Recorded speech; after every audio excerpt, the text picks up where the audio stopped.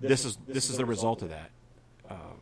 A tragedy which, again, Congress couldn't have prevented the storm, but they certainly could have changed the rules about flood insurance so that people weren't encouraged, especially, and people that live, and there's a lot of wealthy folks in Houston, but I kind of think, and this is just my impression, and I might be wrong. Somebody could post on Facebook at Free People Show and let me know if I'm wrong, if you've got good information.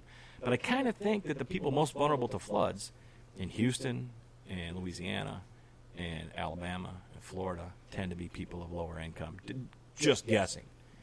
I'm just guessing that folks with more means build up higher, have more firm structures, live uphill, whatever. I'm not sure. I'm just guessing. What do you think, Samuel? I think there's some exaggeration here, though, because saying that it encourages people to build in flood zones, I don't think that that's accurate. I think that it allows people to build in flood zones and be more confident in their housing situation.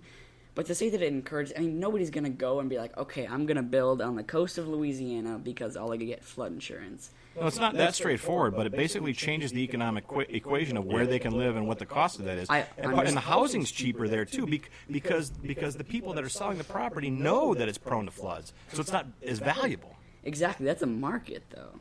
But that's a market that's being skewed by federal. If flood insurance were a free market issue, if you had to buy flood insurance in the same way you had to buy car insurance, you probably couldn't get insurance, and then you couldn't get a mortgage in a lot of these places, because if you don't have homeowners insurance, you have to have homeowners insurance with a mortgage, generally speaking. Some protection for that. And certainly, is flood insurance making the homes cheaper? Yes.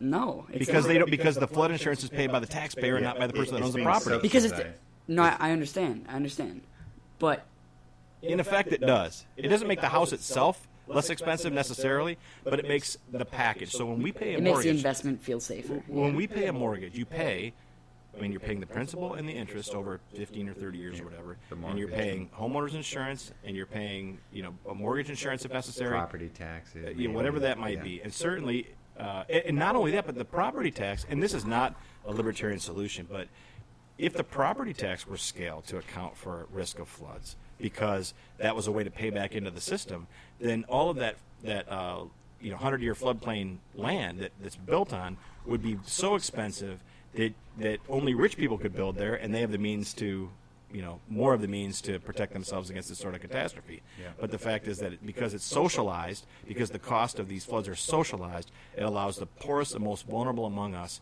to live in those places and therefore get flooded and basically screwed by a policy of the federal government.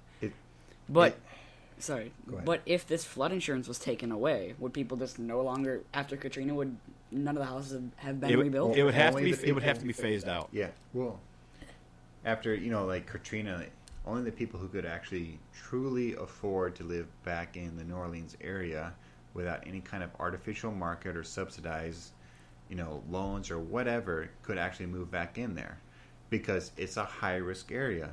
And the same with Houston. When that flood came in, because all these high level, high risk floodplain areas that have been subsidized and created an artificial market, it's like a mini housing crisis of like 2008. It's its own regional housing crisis where the government came in, said, we're going to issue out all these loans and we're going to subsidize the market, even though it's not in the best interest of the people in that area. So they're going to come in, subsidize, take other taxpayer money so that people can live in that area that normally wouldn't buy homes, things like that. And now we've created a situation where they wouldn't have been as bad as it was originally. Right on. So let's talk about the title of this particular topic was how we're going to solve this. And we may run a little long on this one, but it's a pretty simple explanation. It's not in practice right now because we don't have a free market for this sort of thing. The government basically monopolizes it. But if you could buy a subscription or buy insurance, if it was part of your insurance to have some force ready to, some facility, some resources ready to come in and help you in this sort of situation. In the same way that you have a fire department. Now, we all are forced to pay taxes to pay for our fire department. There are other things that we pay subscriptions to, like security services. So if you own a business that has valuable property as part of it, and you live in a high crime area, or you locate in a high crime area, then you may not rely on the local police force to protect your property, and you may not rely on the local fire department to put out a fire all that quickly, so you pay for extra, and therefore you have a subscription service that takes care of that takes care of that, and it can be expensive or inexpensive. It can be something where money's set aside for it in a pool.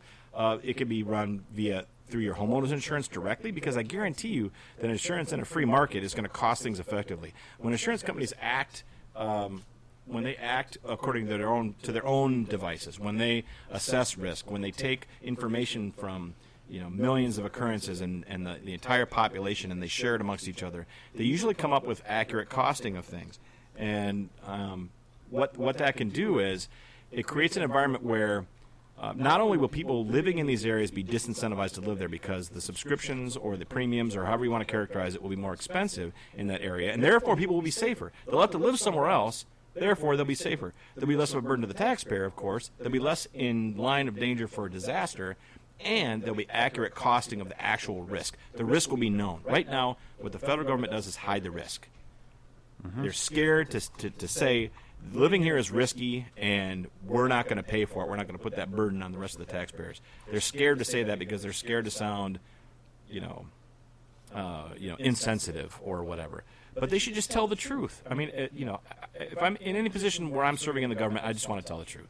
It's dangerous to live there. And heck, in Wisconsin, if I have the good fortune to be elected governor, we'll talk about things like flooding in southwestern Wisconsin or flooding in different areas of the state and say, look, these are dangerous places to live. Why would we want to endorse that? Why would we want to subsidize that at the local, state, or federal level? That doesn't make any sense.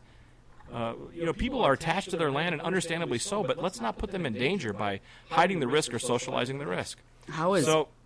How is giving flood insurance hiding the risk? Because by giving flood insurance, because they're not paying the premium for the insurance. If they're paying the premium for it, then it's not hiding it. If the taxpayers paying the premium, they know that they're insured by the government for floods. But they're not paying for it, so they don't care as much. The financial incentive is the most important. If they're not paying hiding the risk, it is. It's just trying to If you don't pay it, it's hiding it. You don't live it. You don't pay it every month. You don't experience it.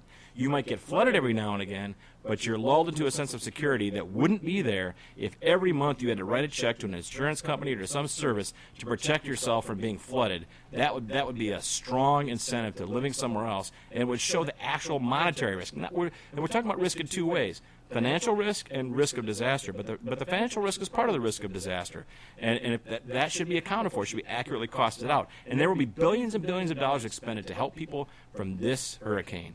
And I guarantee you that at the end of it, it'll all get fixed, and we'll celebrate Houston in a few years, much like we celebrated New Orleans in the year that the Saints won the Super Bowl with that ridiculous, effusive stupidity that Jim Gray talked about, Breezes and all this stupidity. Hopefully that doesn't happen. But the fact is that chances are, Houston being, the third largest metropolitan area in the country, fourth largest, whatever it is, that they'll just build it back up, they'll celebrate the hard work and the positive spirit of everyone there, and they'll set themselves up for a disaster again. And the way to get around that is by accurately costing things. And that's not necessarily a liberty-ish thing. That's just common sense. If there's a risk, let's know what it is. And the people that want the risk, they should pay for it. People that don't want the risk shouldn't pay for it. I don't want people living down there. They should move out. We shouldn't have a situation where they're encouraged to do so by socializing their risk. And I think that's just common sense, good governance in the United States, and hopefully we can practice that in Wisconsin should we be elected governor and lieutenant governor. We'll be back in a very short fourth segment. You're listening to The Free People Show at freepeopleshow.com.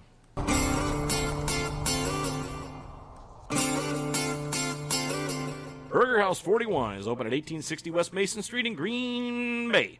You're invited to indulge in one of life's simplest pleasures, a great burger. Yummy. Samuel and I just had a great burger for lunch. Well, he did. I had chicken strips. Was your burger great? But it was not Burger House 41? Unfortunately, we don't have a Burger House 41. If it were in Madison, it'd be like Burger House 12, 18 or 151, one of the highways. I don't know. Maybe that's what he should do. We got to get having to build one down here. They're grilling up 15 fresh signature burgers and have over 30 craft beers for the perfect pairing. Experience Wisconsin's best flavors, including white cheddar cheese curds, a variety of specialty sandwiches, milkshakes, and gourmet frozen custard. Burger House 41 at 1860 West Mason is open at 11 a.m. daily. Taste Wisconsin, taste amazing. Would you like to experience being one of the free people who produce their own meat and eggs? PurelyPoultry.com has the chickens and supplies you need to raise poultry. Would you like pets who produce eggs you can barter with? A swan on your pond to make your home more attractive? How about some pheasants and quail in your woods to shoot or just enjoy? If so, check out PurelyPoultry.com. 6%? 7%? That's a lot of money. I might as well just do it myself. Well, that might be true, if a lot of that money you're paying a real estate broker is going toward outdated methods, unnecessary fancy offices, and overpaying executives for a lifetime of service. But you don't need to go that route. Silver Compass Realty is a full-service real estate brokerage serving all of South Central Wisconsin, and the commission is negotiable. Silver Compass will explain exactly what they're going to do to help you buy or sell a home, how that will help you reach your goals, and stand right beside you every step of the way. They want to be your broker, your expert, even when you're not in the middle of a transaction. Silver Compass Realty, helping you find your way home. Contact them today at silvercompassrealty.com or call 608-361-8608. Silver Compass Realty, helping you find your way home.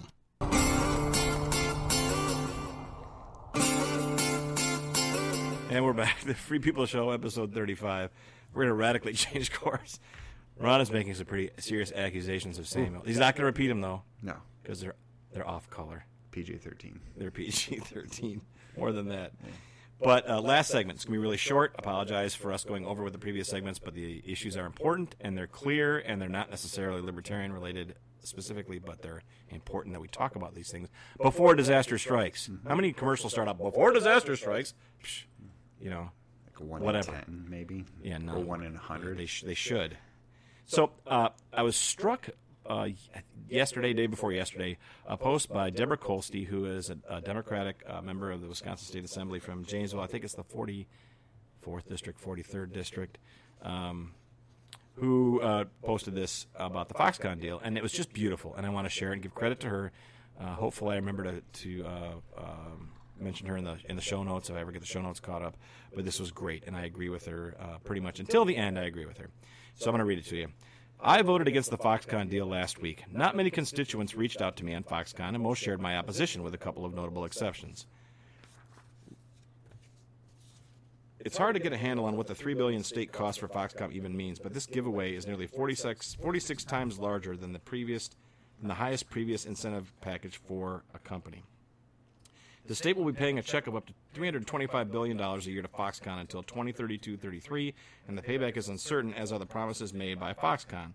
The company promises expenditures of up to $10 billion in Wisconsin, but the company has not kept its promises in many locations. All this is true. We will give Foxconn a lot of money, and we don't know what we'll get in return. Performance standards, numbers of jobs, duration of jobs, salaries of jobs have not been negotiated yet. Foxconn tells us what the average salary might be, but will not release to legislators the mean or median salaries, which could tell a very different story. Where is the wisdom in laying out cold cash in exchange for an undetermined number of jobs with unspecified wages and benefits? Wisconsin will provide $1.385 billion for construction of the actual plant and $1.5 billion for employees.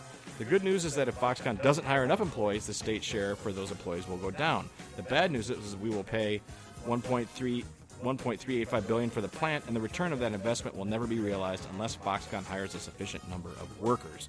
So there's definitely risk. It's not all scaled to what they do.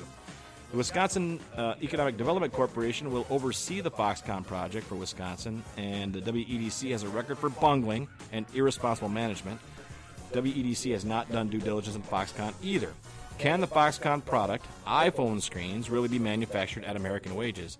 Will the cost of labor in southeast Wisconsin mean that most of the work will be done by robots? Of course it will. That's what they're going to try to do, is replace workers with robots. Mm-hmm. No one has actually calculated the actual cost to the unnamed municipality that will be home to Foxconn. That municipal government will be expected to pay to install new roads and beef up old ones. Maybe the new workers will have children who will suddenly swamp the local public schools. A very important subject matter for local units of government. Nobody knows.